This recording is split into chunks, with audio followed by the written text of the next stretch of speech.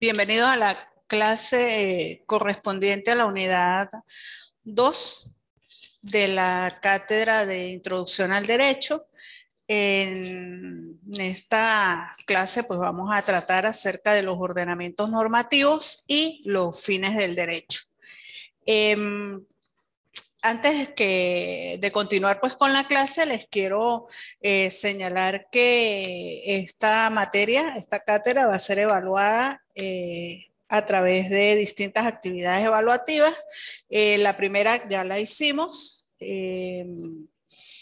consistió pues en una prueba escrita conjuntamente en la cual, además de evaluarse los aspectos temáticos conceptuales de la unidad 1 relacionados con el concepto de derecho, los tipos de derecho y tal, etcétera. También evalué un análisis de una lectura específica que les envié, titulado un cuento de Franz Kafka, titulado Ante la Ley.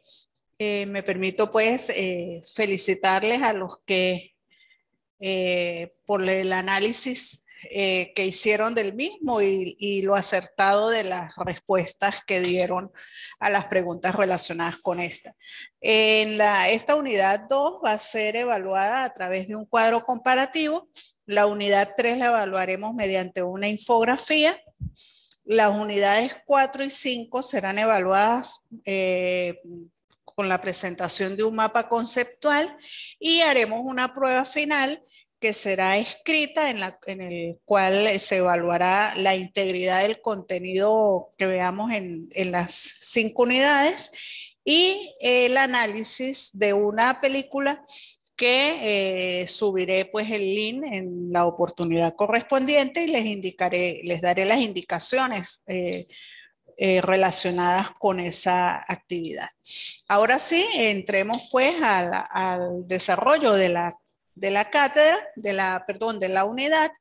El objetivo de esta unidad es que ustedes logren identificar las clases de normas a partir de sus características, de sus similitudes y diferencias, con el fin de establecer pues las conexiones y diferencias que hay entre las mismas. En primer lugar, sería bueno que ustedes se preguntaran, en el caso que les dijeran el precepto, amarás a Dios por sobre todas las cosas y no pronunciarás su nombre en vano. ¿Qué es esto? Esto es una norma de qué orden, a quién obliga, ante quién se responde, existe sanción respecto de este precepto. Toda o en el caso que yo les dijera, no debemos mentir, debemos ser amables, debemos respetar al prójimo, ayudar a los necesitados. ¿Qué es esto? ¿A quién obliga? ¿Ante quién se responde? ¿Existe sanción para este tipo de acciones? O si les digo, los cubiertos en la mesa se colocan de manera que los que tengan, que las personas tengan que tomarlos de afuera hacia adentro, es decir, que los primeros que se utilizan de acuerdo al orden en que se sirven los platos son los de afuera. O si les digo, siempre se deben dar los buenos días, las buenas tardes o las buenas noches al llegar a un lugar donde estén otras personas. Igual, ¿qué es esto? ¿A quién obliga? ¿Ante quién se responde? ¿Existe una sanción? Esto es si yo les digo, el que intencionalmente haya dado muerte a alguna persona será penado con presidio de 12 a 18 años. ¿Qué es esto? ¿A quién obliga? ¿Ante quién se responde? ¿Comprende una sanción? Estas preguntas son las que ustedes van a estar en capacidad de responder una vez estudien los diferentes ordenamientos normativos y los fines del derecho.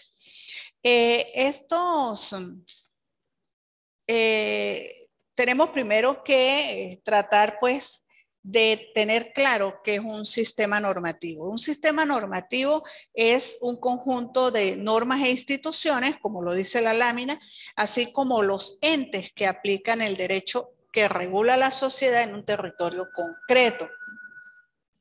Normalmente se habla de distintos conjuntos de sistemas normativos, sin embargo, cada país tiene su propio sistema, es decir, no son aplicables las mismas normativas en todos los países. Por ello, una misma actividad puede figurar como delito en un sistema normativo de un país y no ser aplicable sanción alguna según el sistema normativo de otro país.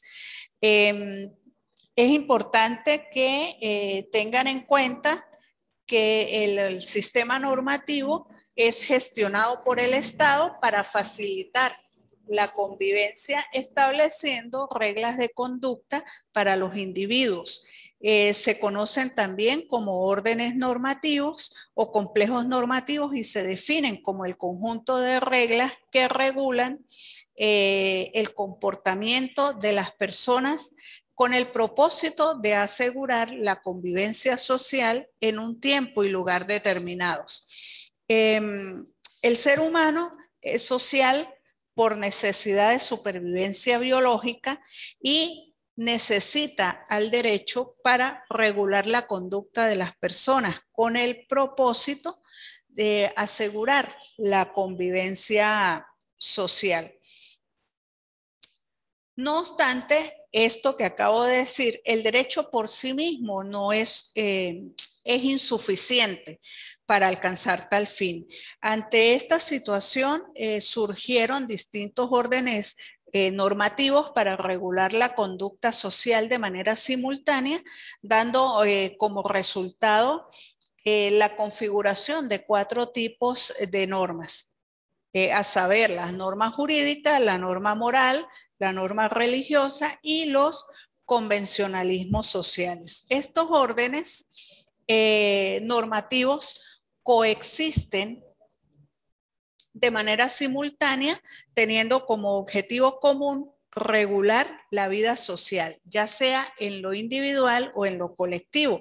Debido a ello, es importante precisar que las normas jurídicas pertenecen al derecho, las morales a la moral, las religiosas a la religión y los convencionalismos sociales al trato social. Son reglas de trato social. Cada una tiene características específicas que son necesarias, que es necesario diferenciar, pues de lo contrario estaríamos expuestos a cometer serios errores conceptuales.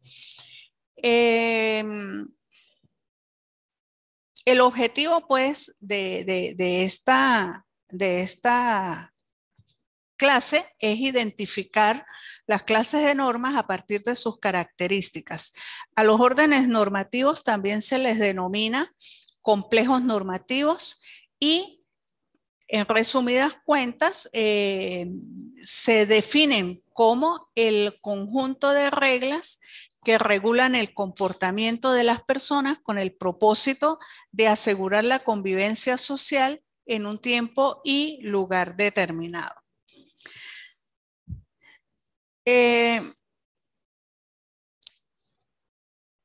Existen, como ya vimos, pues 4 tipos de ordenamientos. En primer lugar, tenemos las normas jurídicas. De acuerdo con el jurista Leonel Pérez Nieto, las normas jurídicas son reglas de conductas bilaterales o imperativo-atributivas, exteriores, coercibles y heterónomas. ¿Qué quiere decir esto? ¿Por qué son bilaterales las normas jurídicas o por qué se dice que son imperativo-atributivas? Son bilaterales porque establecen relaciones entre diversas personas, principalmente entre dos personas, un sujeto activo y un sujeto pasivo. Imperativo atributivas, ¿por qué? Porque pueden establecer o establecen obligaciones y atribuciones.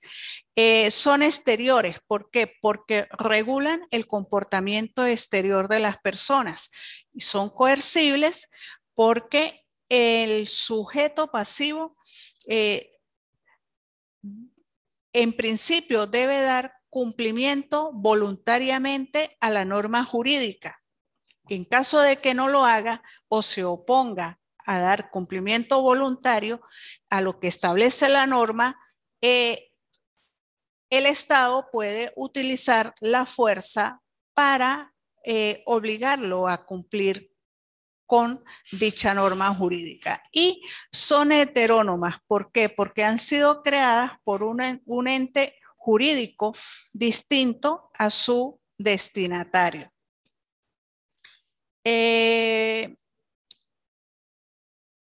Retomando en cuanto a la explicación pues, de por qué son las normas jurídicas bilaterales e imperativo-atributivas, tenemos que la bilateralidad y significa que las normas jurídicas establecen relaciones entre diversas personas, en donde frente al deber de una persona se encuentra el derecho de otra para exigir su cumplimiento.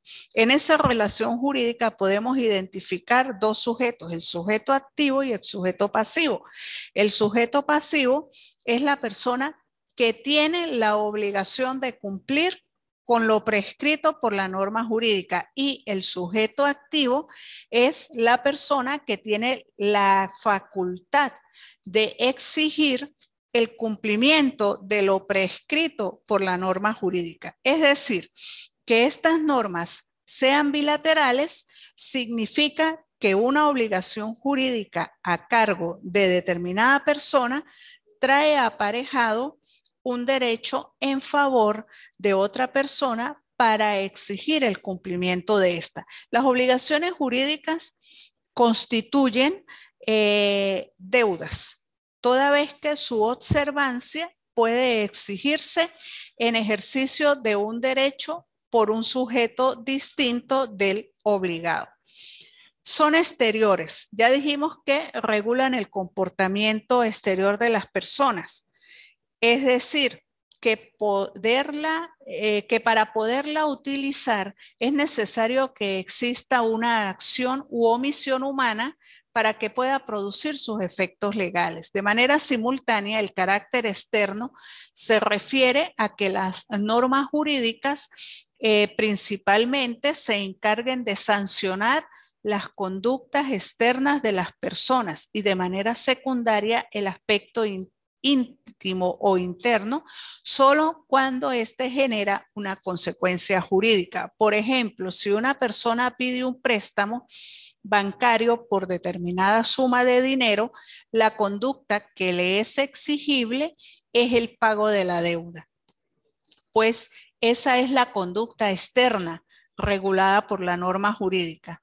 Al hacer mención de que el derecho regula el aspecto interno o íntimo solo cuando trae efectos jurídicos, nos referimos a los actos jurídicos. Un ejemplo es la celebración de contratos cuando una persona actúa con mala fe y debido a ello, esta es una causa que deja sin efectos al contrato suscrito por ambas partes.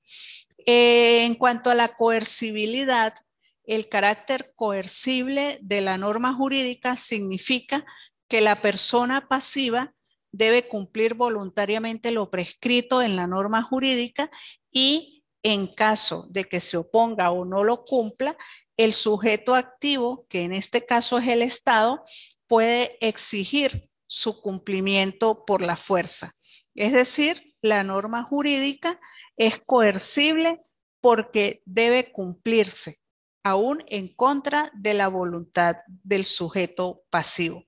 Y en cuanto a que son heterónomas, Debemos aclarar que la heteronomía de las normas jurídicas significa que quien crea la norma es un ente distinto a la parte destinataria y esta le obliga, aun cuando no sea reconocida por dicha parte. Este ente puede ser el Poder Legislativo o el Poder Judicial o el Poder Ejecutivo, tratándose de conductas externas.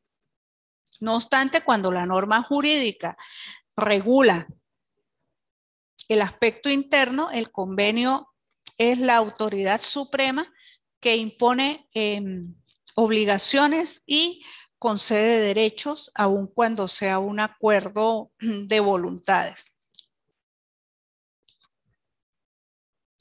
Las normas morales. La moral es la disciplina que estudia a la luz de la razón la rectitud de los actos humanos con relación al fin último de la humanidad o a las normas que se deriven de nuestro fin último. Esto lo señaló Villoro en 1978.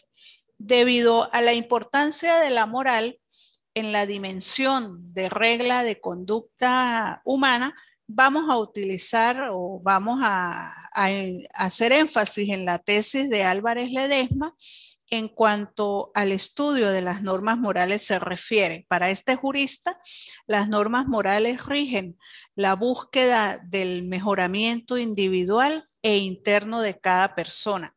Es importante destacar que tanto la moral como el derecho son creaciones humanas, de tal suerte que lo histórico y lo cultural también afectan a la moral social, sujetándola a transformaciones o sometiéndola a transformaciones que en todo orden produce el paso del tiempo y a las distintas cosmovisiones que las personas o las civilizaciones poseen. En virtud de lo anterior, las normas morales se dividen en dos tipos: la moral social positiva o vigente y la moral ideal o crítica. La primera es el conjunto de reglas de carácter incoercible, socialmente aceptadas, que prescriben lo que está bien o mal, lo que hay de bueno o malo, lo que debemos o no debemos hacer en nuestra relación con las demás personas. Por ejemplo, en México el adulterio es una conducta socialmente prohibida, que no está sancionada por la norma jurídica, mientras que en Venezuela aún cuando socialmente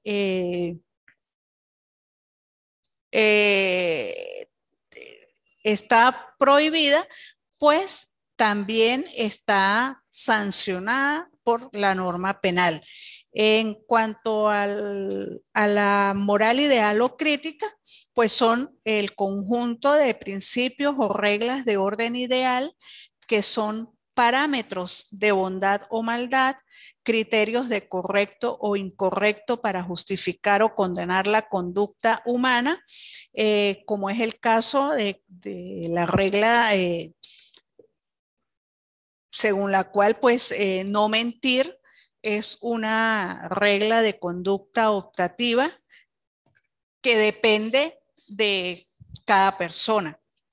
Es importante destacar que tanto la moral como el derecho son creaciones humanas, de tal suerte que lo histórico y lo cultural, como ya les dije, también afectan la moral social, sujetándola a transformaciones de todo orden. De esto podemos señalar que las características de las normas morales son unilaterales porque imponen obligaciones, pero no conceden facultades para exigir el cumplimiento de esas obligaciones. Son interiores porque interesan al fuero interno de las personas y los actos externos solo le importan en cuanto descubren la bondad o maldad interna. Son autónomas porque son imperativos por la voluntad obligada o autolegislación, tienen esa característica porque su fuente está en la voluntad de quienes deben acatarla y son incoercibles, es decir, por que se entiende que su cumplimiento debe hacerse de manera espontánea.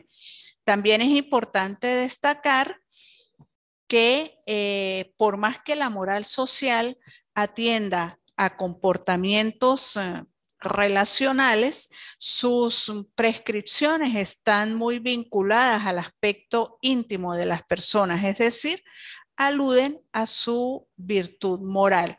Para terminar con este tema, este aspecto, resulta importante establecer la diferencia entre ética y moral. La ética es una rama de la filosofía que se define como la teoría de la conducta, que nos permite diferenciar entre lo bueno y lo malo y entre lo bueno y lo malo. Por su parte, la segunda, es decir, la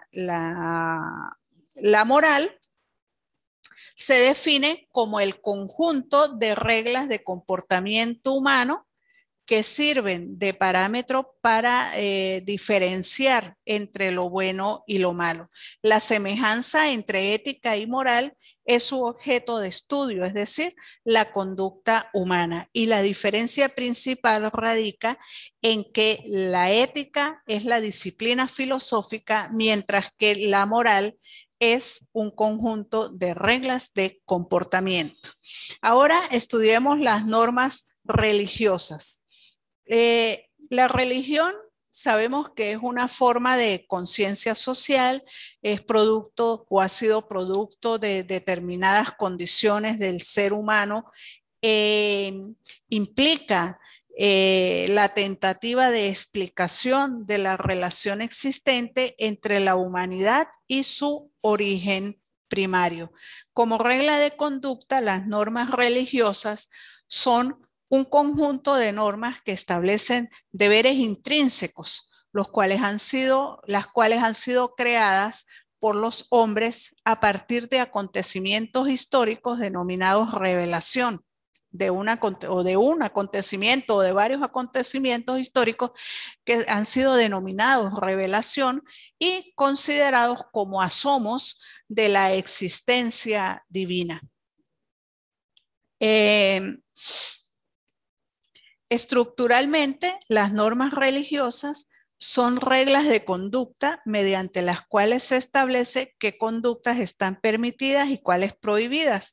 El incumplimiento da lugar al pecado, que en este sentido es la consecuencia mediante la cual se expresa el castigo divino y constituye la amenaza mediante la que se pretende que los individuos cumplan con las prescripciones ordenadas en las normas.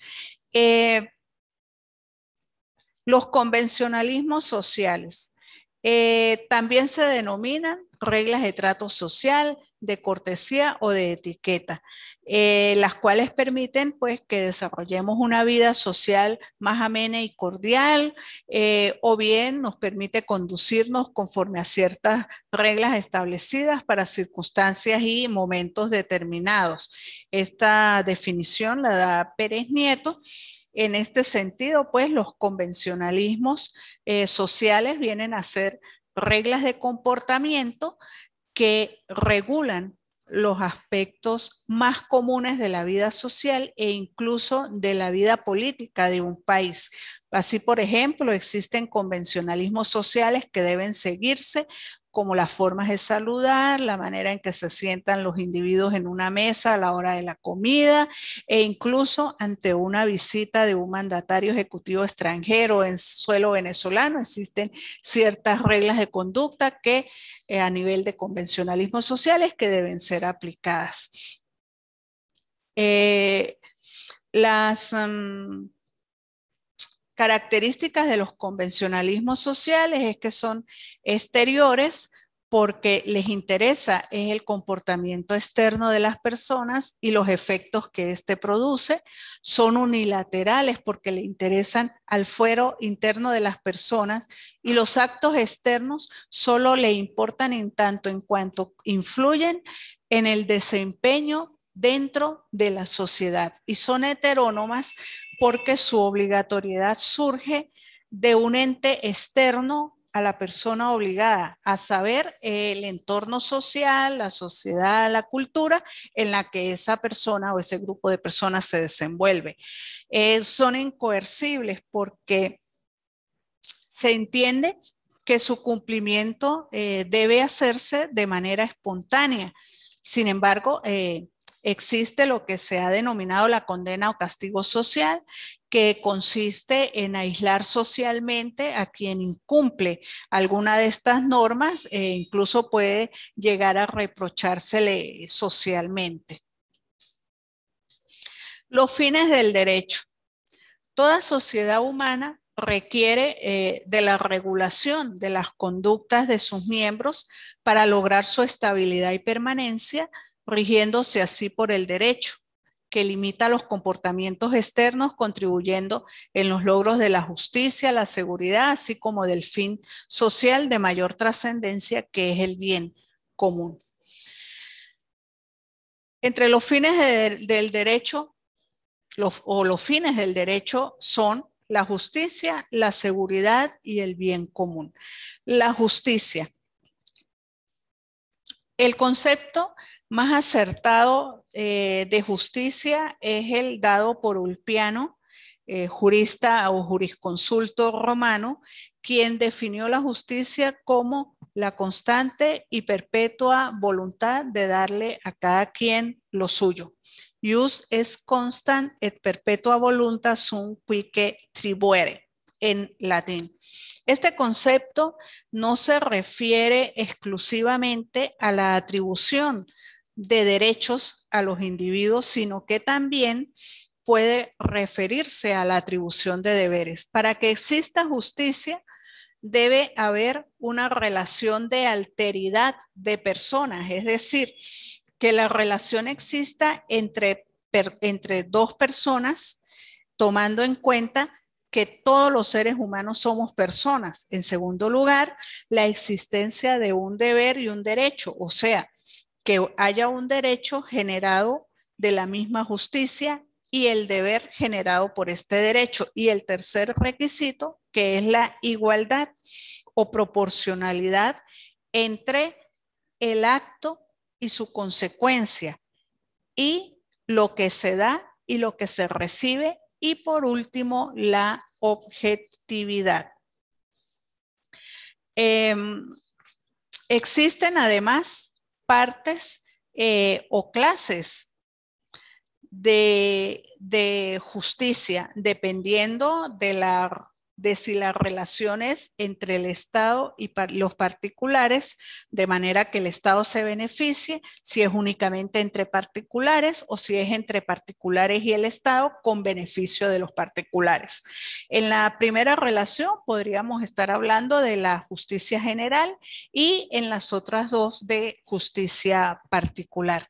La justicia general o legal es aquella que exige a los miembros de la comunidad adaptar su conducta en favor del bien de la misma comunidad. La justicia particular conmutativa, que se mantiene entre particulares y trata básicamente de contratos e intercambios de mercado o comerciales. Un ejemplo de este tipo de justicia podría ser intercambiar un bien por un valor real, es decir, recibir la cantidad de dinero correspondiente o equivalente al valor del objeto o recibir otro objeto de igual valor. Y la justicia distributiva que regula la participación de la sociedad en el disfrute de los bienes de la misma y en la asignación de empleos, cargos o beneficios. Esto en proporción de las necesidades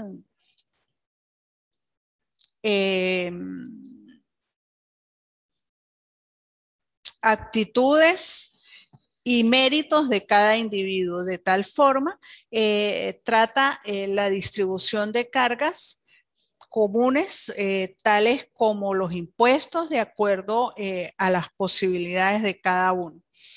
Ahora, de manera pues que el término justicia, en su concepción amplia de dar a cada quien lo que corresponde, implica pues o se constituye en un valor social y se refleja también en la elaboración de leyes, en ajustar o el ajuste de leyes a la resolución de controversias y en la solución de litigios. En todos estos aspectos se materializa lo que es la justicia. Ahora, la seguridad jurídica, según Delius, la seguridad jurídica es la garantía dada al individuo de que su persona, sus bienes y sus derechos no serán objeto de ataques violentos y si estos llegan a producirse, la sociedad les asegura protección y reparación. Otro concepto que define la seguridad jurídica como la garantía de la aplicación objetiva de la ley, de tal manera que el individuo conozca sus deberes y derechos y sepa a qué atenerse en el caso de un juicio, por ejemplo. Según este principio, el derecho debe tener una aplicación predecible, de manera que cuando se viole la norma, siga la sanción establecida por la ley y la persona tenga una idea de las consecuencias que le esperan. En sentido objetivo, la seguridad jurídica ofrece leyes o garantías que ofrecen la protección de la persona y en sentido subjetivo garantiza a la persona que su situación no será alterada por alguna acción, tal como la modificación de la norma. La existencia de la seguridad jurídica está determinada a su vez por la existencia de normas de derecho. Estas deben establecer un orden en las relaciones humanas y garantías para proteger a la persona, la propiedad y los derechos. También, en segundo lugar, una duración, están determinadas por una duración de las leyes, esto es, que las leyes dentro de un ordenamiento jurídico no sean frecuentemente reformadas o derogadas. Y en tercer lugar, la eficacia del derecho, que las leyes existentes se cumplan objetivamente sin juicios de valor por parte del juez. Y por último, la justicia. Si un sistema jurídico no garantiza la justicia, no puede garantizar la seguridad jurídica.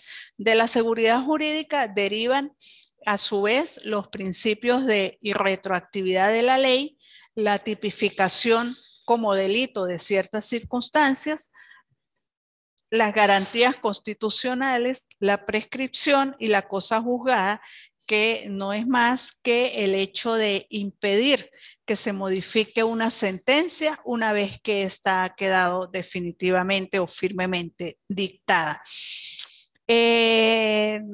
Nuestra Constitución, en los artículos 1 al 9 y del 19 y el 135, establecen garantías de orden constitucional. Estas garantías se implican o buscan que haya una seguridad jurídica en el país. Esta seguridad jurídica implica que no se moleste o que no haya molestias hacia las personas, hacia la familia, hacia la propiedad, derechos como la propiedad, de tal manera que, por ejemplo, para expropiar una casa, esa expropiación, para que sea legal, debe estar motivada y fundamentada, porque en caso de que esto no ocurra, dicha expropiación sería ilegal y traería como consecuencia la restitución de la persona afectada en el goce del derecho que ha sido violado. Esta situación, pues, de la seguridad jurídica es un aspecto muy importante dentro del estudio del derecho, sobre todo en momentos de que se quiera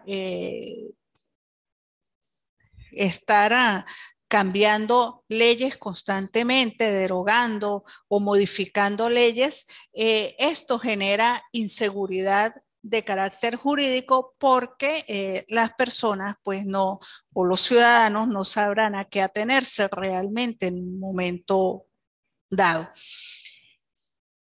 La equidad es otro, el bien común. En sentido vulgar o popular, bien común quiere decir bien de varios, y aunque se aplica principalmente a nivel de nación y estado, puede ser aplicada también a la sociedad como un grupo. Según Muchet y Sorraquín, el bien común es el bien simultáneo de la sociedad y de los individuos que en ella habitan. Un concepto más expedito de bien común nos lo da Juan XXIII, el Papa Juan XXIII, quien definió el bien social como el conjunto de condiciones sociales que permitan a los ciudadanos el desarrollo expedito y pleno de su propia perfección. Haciendo un análisis de ambos conceptos, podemos decir que el bien común es el bienestar de la sociedad y de sus habitantes, de manera que estos puedan desarrollar libremente su propia personalidad. El bien común está caracterizado por ser universal debido a que la misma sociedad se presenta como un todo y por ser proporcional, pues cada individuo posee en una escala que varía dependiendo de la aptitud y responsabilidad de cada cual. Además, para que exista el bien común, debe haber orden público externo, lo que implica paz y seguridad pública, así como respeto a las libertades individuales, entre otros, prosperidad material, se refiere al progreso económico, el cual se compone de elementos materiales como la organización de la producción, de manera que responda a las necesidades reales de la población, la justa distribución de las riquezas entre la población y leyes fiscales que sean moderadas y efectivas. También para que exista bien común debe haber valores superiores de orden intelectual, es decir, que haya una correcta instrucción a nivel cultural, técnico y ético de sus ciudadanos y que haya el recto uso del bien común por los particulares, pues aunque se cumplan todos estos requisitos, si el individuo no trabaja por el bien común de la comunidad, no se puede llegar a una perfección social. Así pues, como se observa en la lámina, el derecho contribuye a que haya el bien común en un estado porque impone normas, la sociedad se ajusta a dichas normas, esto crea, cuando la sociedad se ajusta a dichas normas, esto genera armonía y sociabilidad dentro de esa comunidad o dentro de esa sociedad y se utilizan los instrumentos o medios reguladores establecidos para tal fin. Todo esto genera a su vez bienestar en todos los integrantes de la sociedad. También es oportuno hablar acerca de la equidad, que término este que posee múltiples acepciones. En un sentido jurídico se le puede relacionar con el concepto de la justicia, definiéndola como la cualidad de dar a cada quien lo que se merece. En este mismo sentido, también puede referirse a la imparcialidad en un trato o reparto, o sea, utilizar la imparcialidad para reconocer el derecho de cada uno. Tienen su origen en el derecho natural y su función es complementar las leyes sin contradecirlas, de manera que se garantice la seguridad jurídica. Una de las críticas históricas de este principio, o al principio de la equidad, es que carecía de reglas fijas, ya que era determinado básicamente por la conciencia del individuo. Sin embargo, hacia el siglo XVIII, XVI, por ahí, 17, perdió mucha de su flexibilidad. La equidad está determinada pues por la igualdad de oportunidades, igualdad de derechos, de igualdad en el acceso a la justicia, igualdad de poderes plenamente aceptados y socialmente ejercidos. Es preciso hacer un especial señalamiento cuando hablamos de acceso a la justicia, pues es un mecanismo necesario para que las libertades consagradas en la Constitución sean efectivas para todos los ciudadanos, siendo los sectores más discriminados los más necesitados de un mecanismo para canalizar sus reclamos. Se trata pues de la búsqueda de la justicia social de manera de asegurar a toda la población condiciones de vida y de trabajo digno e igualitario, y que todos los individuos de la sociedad tengan el mismo acceso a los bienes y servicios que le permitan gozar de una adecuada calidad de vida.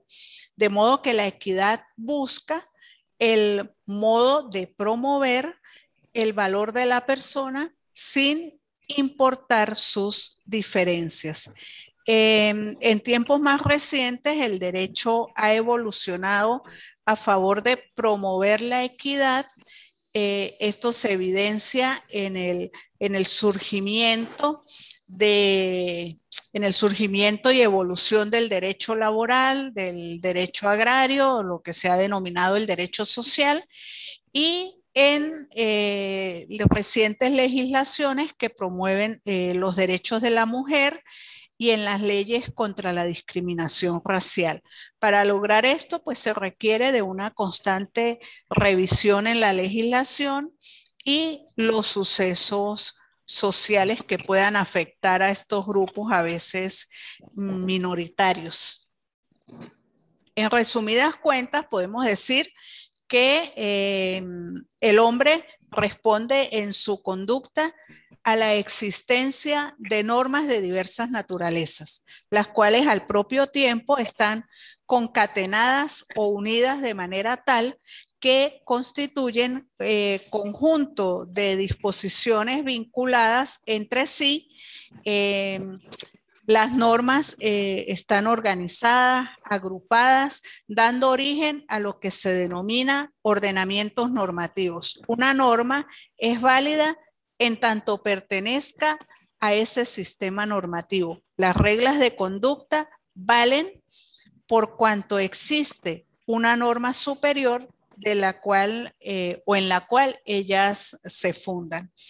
Así tenemos moral y derecho. Las normas morales tienen por objeto la perfección del individuo en sí mismo. Se formulan, estas normas morales formulan imperativamente los deberes ordenados al bien personal del hombre, individualmente considerado.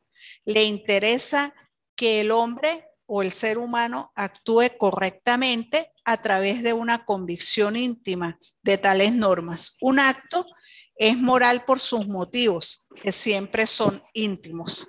Ahora, el derecho es un ordenamiento de tipo social que busca hacer posible la vida en común. Persigue fines de orden colectivo, le interesa la solución de los eventuales conflictos de intereses.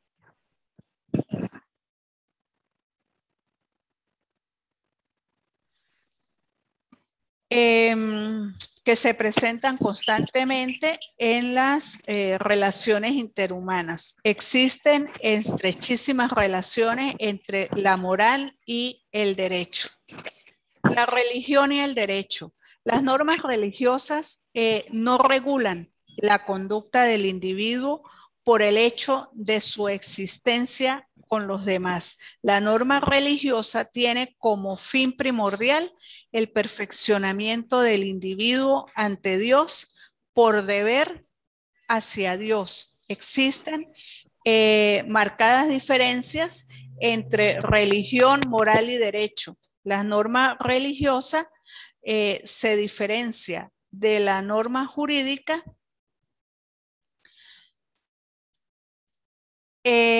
por la unilateralidad de la primera. Es fundamentalmente un imperativo,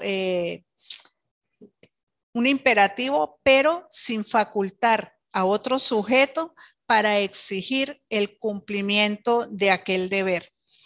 Las reglas del trato social y el derecho, o convencionalismos sociales y el derecho, respecto a esto, pues el hombre presionado por reglas que vinculan su conducta a un determinado contenido y cuya existencia siente que le obligan, se viste a la usanza de un modelo determinado, saluda de una determinada manera a conocidos y desconocidos, habla respondiendo a impulsos controlados por una usanza colectiva, es decir, las reglas de actuación que emanan de mandatos colectivos anónimos e impone especiales deberes de comportamiento derivados de pertenecer a un determinado grupo o círculo social.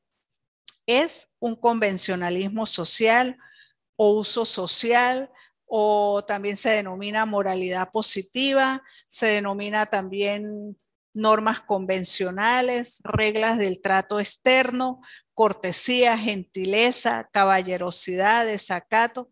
Son imposiciones, pero no existe una persona que pueda exigir coactivamente el cumplimiento de esas normas de tipo social. En todo caso, como ya lo dije cuando analicé de manera detallada el convencionalismo social, en todo caso, podrá surgir una sanción social o un aislamiento social, más no coactiva, no puede ser coercionada la persona por un ente o organismo público a dar cumplimiento a dichas normas o convencionalismos sociales.